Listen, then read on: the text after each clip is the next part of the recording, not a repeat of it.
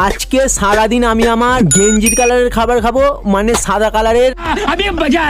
দলবল নিয়ে চলে গেলাম স্ট্রিট ফুডের একটা দোকানে। এখানে এসে দেখি সাদা কালারের শুধু ডিমই আছে, তাই এখান দিয়ে একটা ডিম সেদ্ধ নিয়ে নিলাম। কিন্তু ডিমের কুসুমটা ছিল হলুদ, তাই ডিমের হলুদ অংশটা এদেরকেই দিয়ে দিলাম, আর আমি ডিমের সাদা অংশটা খেলাম। এইবারে বেরিয়ে পড়লাম নেক্সট খাবার খাওয়ার জন্য। আর তোমরাও কমেন্ট করতে পারো এরপরে কোন কালারের খাবার খাবো সারা দিন। আর গরমটা অনেক পড়েছিল, তাই ভাবলাম একটু আইসক্রিম খাওয়া যায়। আর দাদু অনেকক্ষণ খোঁজার পর সাদা কালারের এই বাটি আইসক্রিমটা খুঁজে পেল। আর এইটা খাওয়ার পর এরপরে দেখি এখানে সাদা কালারের লস্যি বানানো হচ্ছে, তাই এখান দিয়ে এই গরমে একটা সাদা কালারের লস্যি নিয়ে নিলাম। আর এইটা খাওয়ার পর মনটাই ভরে গেল। এইবার ভাবলাম সাদা কালারের এখান দিয়ে কিছু নিয়ে যাক।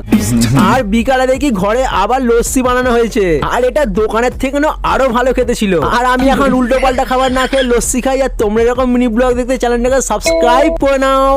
বাই।